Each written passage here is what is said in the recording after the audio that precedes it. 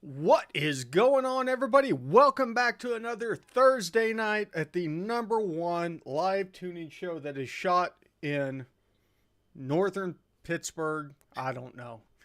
We'll give everybody a minute to start trickling in. We got a special guest, none other than Dan Kunkel, aka SilverSurfer77. We're going to talk about tuning, specifically his sweet program that he's been working on. We'll give some people some time to kind of trickle in here.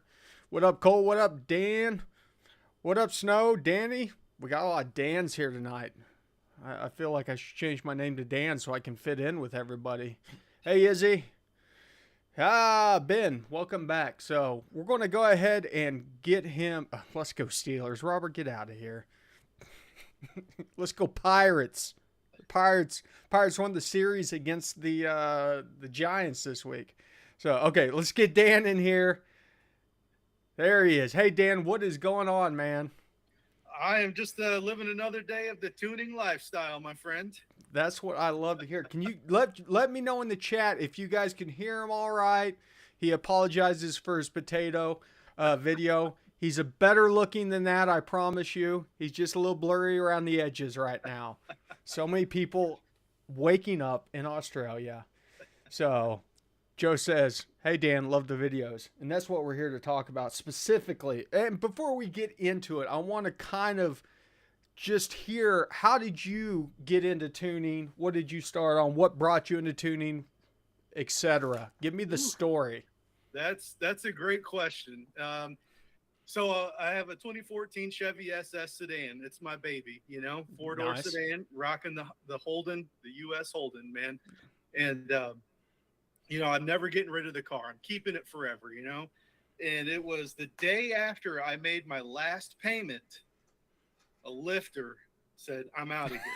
Typical LS lifestyle, right? Yeah, of course. So it's like, well, I'm taking this whole thing apart anyway. I'm going to throw in a big cam, port the heads, new converter, this and that. You know how it goes, right? So I get the big cam in there and get it tuned by a local guy who I have a ton of respect for, and he's tuned it for years, but he just couldn't tame the cam surge. So after a while, I'm like, you know what? I'm do it myself then, right? So that didn't work out too well. So I spent a lot of time trying to figure out the drivability aspect of it. And early on, my previous tuner kind of served as a mentor to me, right? And helping me out just a little bit, right?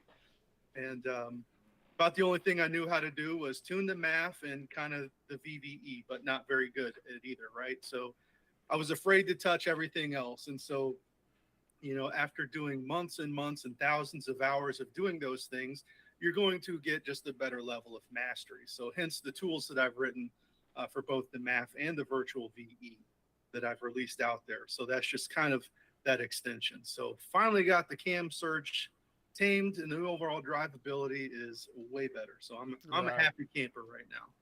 Hey, Andrew, do me a favor and post up a link over to his YouTube for anybody that's in here or watching this after the fact. Andrew is my moderator from Australia. He's a great guy. Wow. So let me ask, what caused you to, and what's your background that you started writing these programs? Well, I mean, I went to college. I got a degree in computer information systems, and that was my background. So I was an engineer, software engineer for a number of years, and then changed companies and kind of stepped away into more of a less technical role. So then, when you have a bored software engineer who's talking to people all day, well, you got to have an outlet for that somewhere, right? Oh yeah. So that's kind of what it is. And so I'm in IT these days. Just have a passion for cars and tuning and going fast. And, why not tune your car and go fast? It's basically free. Sure, there's a startup cost, but, once you're in it, what's to stop you from learning every day? That's the truth. It is probably dollar for dollar the cheapest modification. Thank you for that, Andrew.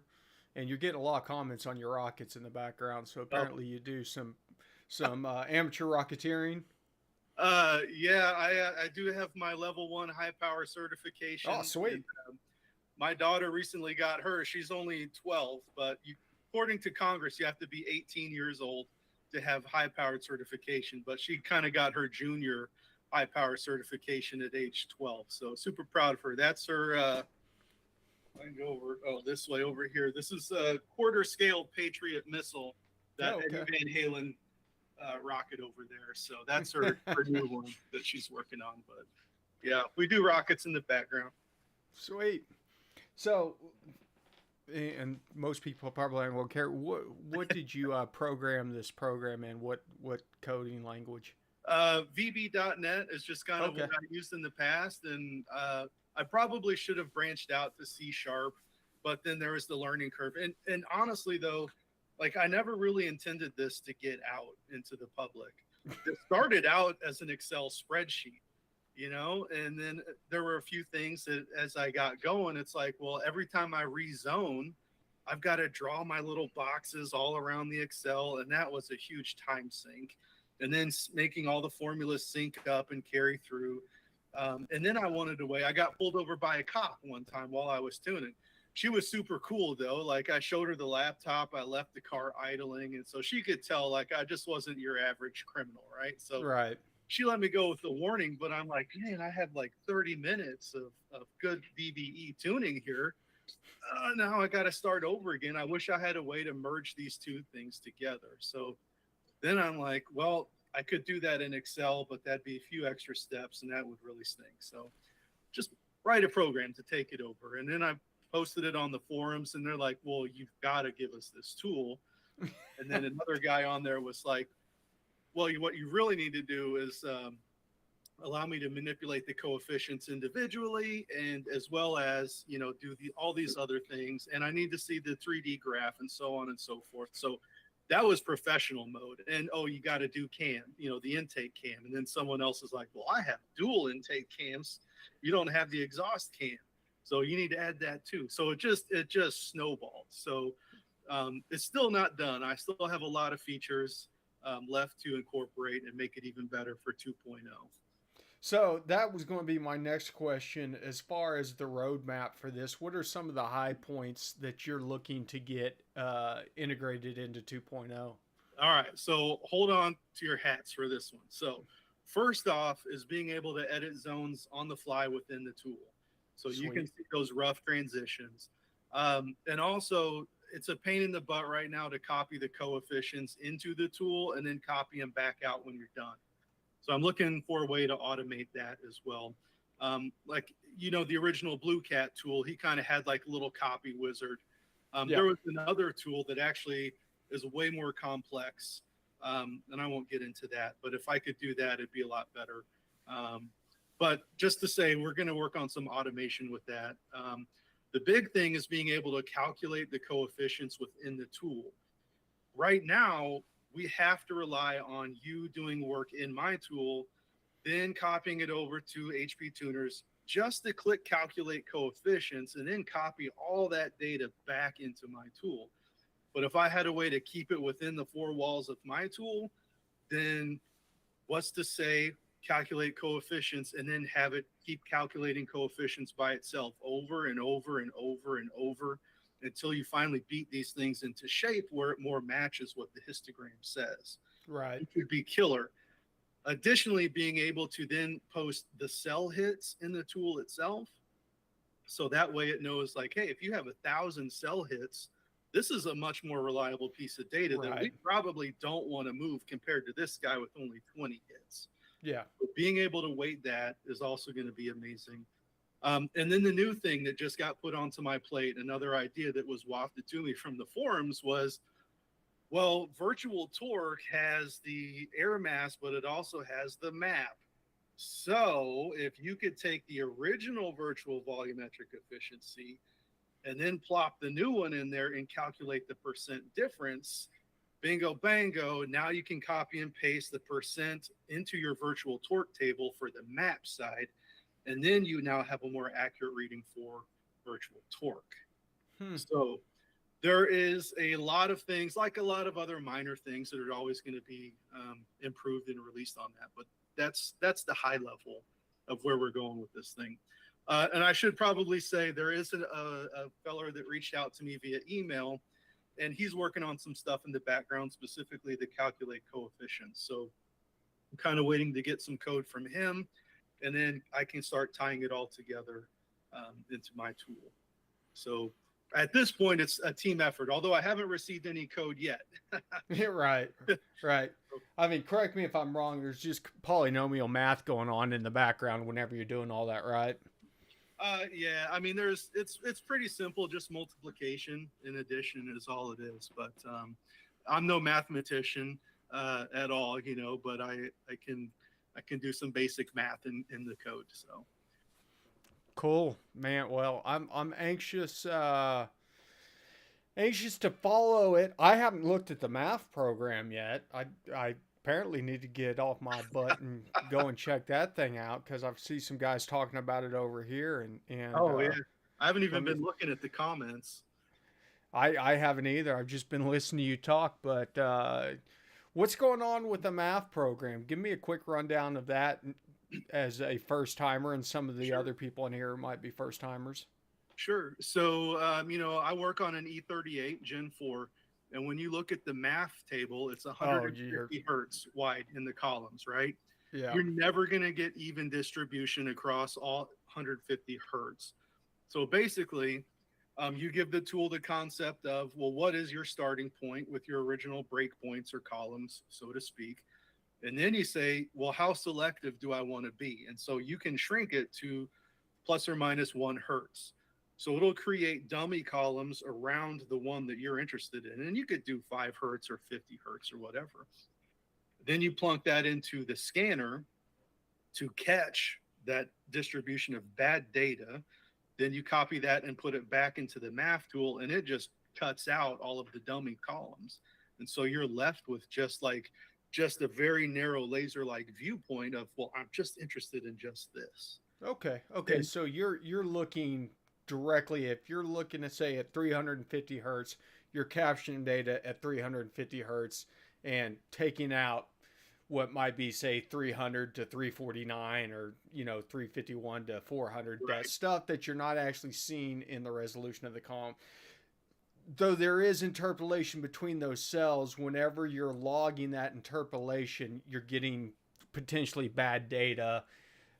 And but it's averaging before you ever get to interpolation. It's just averaging everything. And then, you paste it in, because I still think the ECM interpolates between the hertz readings, right? Right. So you're halfway in, like it doesn't do the curve. It's linear between the points. Right. Between each point. So you're really dealing with averages and then interpolations and then uneven distribution of data. Like, how did we ever get any of this right?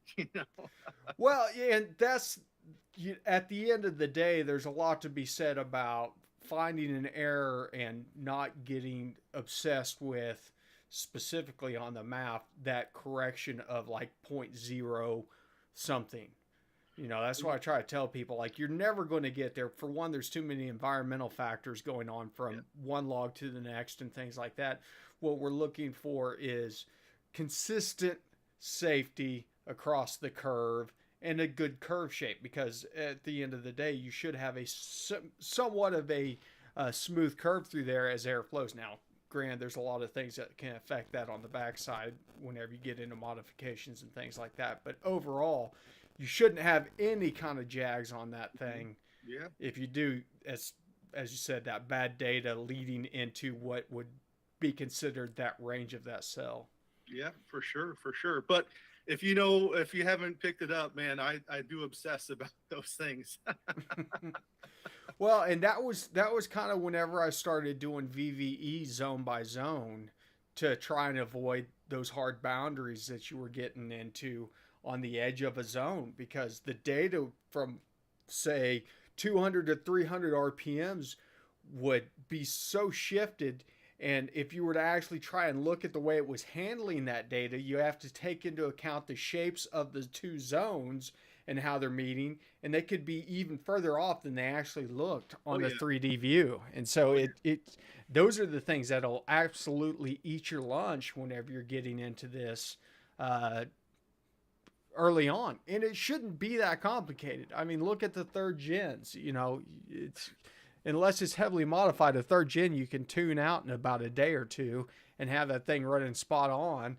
We're just stuck with what we've got right now, and it's good to see somebody working towards a better way of doing it, because I will say, as somebody who used Blue Cat's original VVE tool, it was so powerful compared to what we got stuck with. And even to the point where I've got an EFI Live over here, and I'm going to go through their VVE tool, which is more powerful than HB Tuners. It's going to land kind of in between what you're doing in HB Tuners.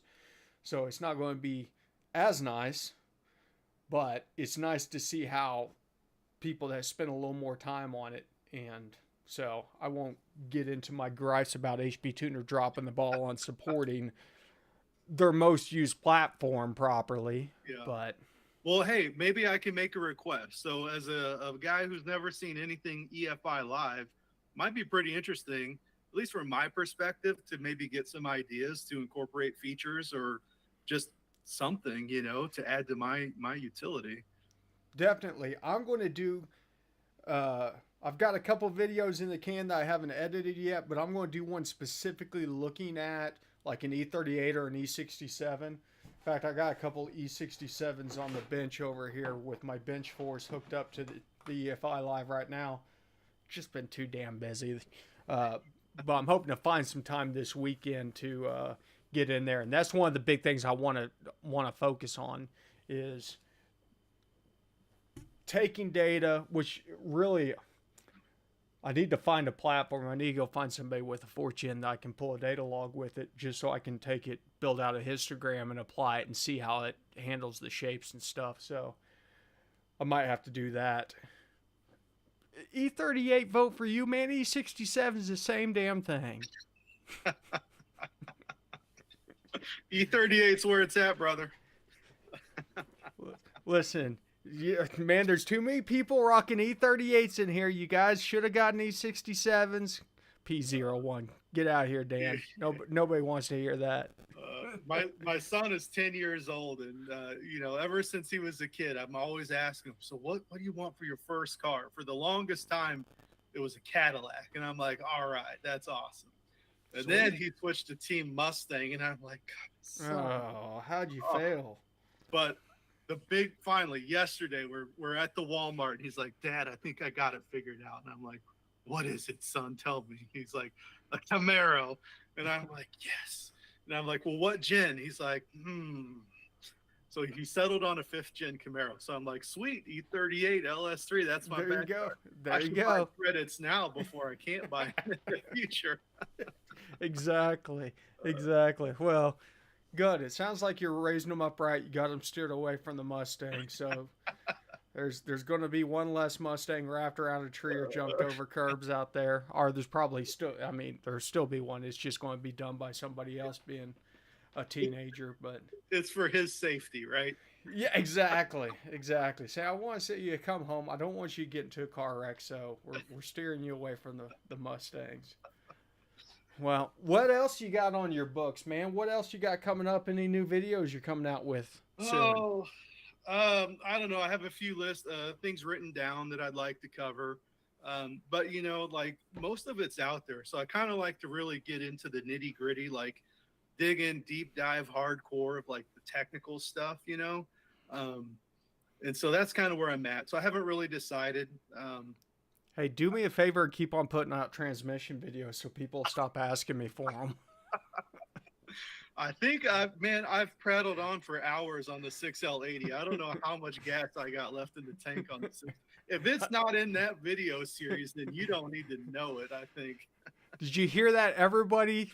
For the past 4 or 5 years that's been asking me for transmission videos, specifically the 6L80, go over to SilverSurfer77's channel and watch his video. I still haven't replaced my broken chair over here. Let me get my level back up. 4L60 tuning. Yeah, no, Dan. Let me tell you, 4L60. Pull it out and replace it. That's what I'm going to be doing. Well, here's my question for you, Kyle.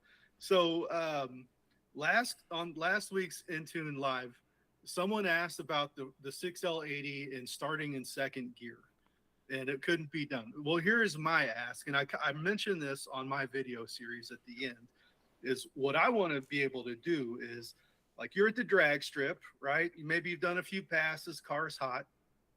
So you turn off the car, open the hood, keep it from heat soaking. About 5 minutes later, the computer goes in standby mode, and you can hear the click, everything click solenoids powering down, right? Well, at that point, what I think is happening is transmission fluid is dumping out of the solenoid for gear 4. So you start up the car, and you can't get into fourth gear, so there's no fluid in that clutch solenoid. So, you do your burnout, and then you gun it, wide open throttle. The very first 3/4 shift, it lags. It's like a shift flare while it's waiting to fill up for fluid the first time. The BCM, from my understanding, intercepts all the tap up, tap down. So I can, from a dead stop, I can go to 2 and 3, but it will not let me into 4. So I would like to have a way to pre-fill the 3/4 solenoid with fluid before I take off. Now that I have a drag pack on and I do a burnout, I find that I'm actually getting into fourth gear in the burnout. So it's kind of a moot point, but it's kind of been my white whale of the very first wide open 3/4 shift is a flare. That's very interesting. And I've gone into the shift tables. I've changed the miles per hour, and even in regular, part throttle or tap up, tap down, there's nothing you can do. So my understanding is the very first C6 Corvettes, you could do that because it did not go through the BCM. It went straight to the transmission. Right. Short of pulling the connector out and wiring in my own resistor and doing all kinds of stuff, I don't know that there's a solution. Well, and that's the thing is what was that, T43? Is that what generation that one is? Yeah. There's something going on there that's not been found in the software. There's a table or something, and I don't know if it would be worthwhile to dump a bin, jump in there with a hex editor, try to find if somebody's got to have a definition of it somewhere, and possibly use custom user parameters. There's got to be something, because it blows my mind that there is supposedly a TCM that will allow you to direct select gears and it works properly. I'm not sure. Somebody's talked to me about this years ago. I jacked around with the 6L80 for so long and could never get it to take off in second. It just acts like there is a hidden table in there somewhere that overrides everything for the most part. And I don't know if it's, a clutch safety table or something like that that's saying, hey, as long as we're within these parameters, go ahead and allow it to go over to tap up, tap down, go over and do this stuff like that. So, yeah, it would be nice to know what HP tuners intentionally left out. And I would think that they have the ability, while they're in there, they have access to everything, right? I don't think that they're locked out. So it's just what they pick and choose. We're at their exactly. Yeah. And that's exactly what the custom user parameters, or where the hell it's called. I can't even think of what it's called. Somebody help me out in the chat room. Is specifically for things like that, but it said you have to be able to go in, find the hex address for the memory section that the table's in, build the table out, and then it'll eventually look like a table where you can go in and update stuff. User-defined parameters. Thank you, Harold. So there is some potential there. And that's something that I would like to look closer at, is possibly grabbing... My dogs are being idiots.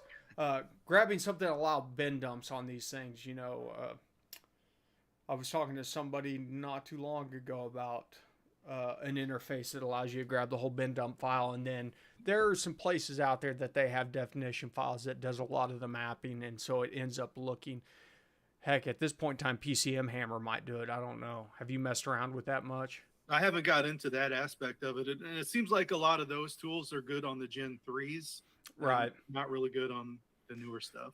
Well, and it all just comes down to that there's not good definition files. Essentially, it's just the roadmap that lays on top of the bin file that tells you this address aligns with this parameter. This is the range that it's editable in and stuff like that. Trying to think of Moats just shut down, but their software was basically based on that. What happened was whenever we kind of got into Gen 3 and specifically OBD2, that's whenever we started getting into the ability to reflash, guys writing their own bootloaders that you could run that would execute and take over an ECU and stuff like that. Okay, Andrew, you have a good one, man. Thanks for throwing the link up again. Sorry, my moderator has to take his kids to school in Australia. No problem. But thank you, Andrew. Appreciate it. It is 8:26, so we will wrap up. We didn't get to a lot of questions on this one because we just wanted to highlight Dan's software and kind of what he was doing. So I want you guys, thank you for throwing that link out there again. If you haven't subscribed already, do that right now. Make sure and turn on notifications for him because whenever he posts a video, you guys are going to want to see what he's posting about. If it gets boring, you can turn those off later, But for now, let's stay up to date with what Dan's got going on here, and keep track. And I said I'm anxious. I'm glad that there's somebody out there that's taking the time to kind of do this legwork. I don't want to do it because my programming sucks. It would never work right unless I could write it in function block ladder or structured text. And he's got a good grasp of things. He's taken the right path of finding out how the data is used, how it gets applied, how to edit the data to make changes in the proper way. And he shared all of it, which is great. If there's another guy out there that has the garage ethos that we've carried on for multiple years, I don't know, excuse who it is. So, Dan, I want to thank you personally for everything that you're doing out there. Keep up the good work. If you need any assistance from me in any way, I probably can't be that much of assistance, but, and we probably need to get you a bench force set up with some extra ECUs and stuff to play with. So I've got to go up and visit the guy that makes them. I'll put a bug in his ear and maybe he can cut you a big discount on one or something so you can do some bench testing on stuff. That'd be killer, man. Thank you. So, but you got anything to add before we get out of here, before we wrap up? No, but you did touch on something I did want to mention, just in general, the garage ethos and sharing. And, I feel like the car culture in general is pretty toxic these days. Everybody's got a better car than you. It's faster than yours. They know more about everything than you possibly could. And I'll tell you, I spend a lot of time on Facebook, on the tuning pages, as well as HP tuners. And everybody has this attitude. The one place that's different for real is the Goat Rope Garage. And you go onto the Facebook page, everybody there is helpful. And then behind the scenes in the chats, because now Facebook has the chats for each group, everybody's on there swarming. You got a question, you're going to get help. And nobody's got any ego or attitude. And so I totally dig this community that you've built, Kyle. It's amazing. And, the best part about that is I didn't even build that. These guys did. I don't even do Facebook. Now, granted, I jump on there and approve if the list gets backed up, but that is self-sustaining people that are just wanting to share the information. Right. But like your goat army, man, like this is what you started. And I think it's great. And I think we kind of have that same mentality of, if I have something, then I want to share it, and help someone out. I'm not here to make a profit. Yes, there's a link in the tools. You can hit help and donate to PayPal. I have a day job, but a few bucks here and there, show your appreciation. Sure. Why not? But I don't ask for it. I don't beg for it. I don't think it's right, but you know, I totally dig the fact that, you know, we're here to help. And if we can help one person, then that's great. I don't know everything. There's some things I know really well, but I'm not end all be all of tuning or anything. So Exactly. That's what I tell everybody. Man, I'm learning new things every day, and and it, there's not going to be a day that I get to the point where I know everything. yeah. If I'm not learning something that day, it just means I've not done something new. And there's so much new stuff. I'm over here tuning Mopars for some reason. I hate them. Let me know. Let me know whenever you're ready to start working on a neural networking tool. Oh my gosh. Yeah. Well, I don't know. Maybe Chat GPT will come for our jobs. I don't know. Yeah, well, I'm telling you, something's got to happen because I'm pretty sure the neural networking tool does not work. The only other thing I'll say before we close is my wife, like I normally watch my YouTube on my smart TV in the living room. And you know, the first time she heard you say, remember, ABT, always be tuned, and she was like, what? And so now like ABT is like around our house. It's a noun, it's a verb, it's an adjective. It's I'm just going to the garage to mess around. You got your laptop with you ABTing? Yeah, exactly. It's a real thing at our house. Hey, that's not the only place. Gunner, I was telling him you made your decision on the Gen 5 Camaro. So this is my boy Gunner. Hey Gunner, welcome to YouTube.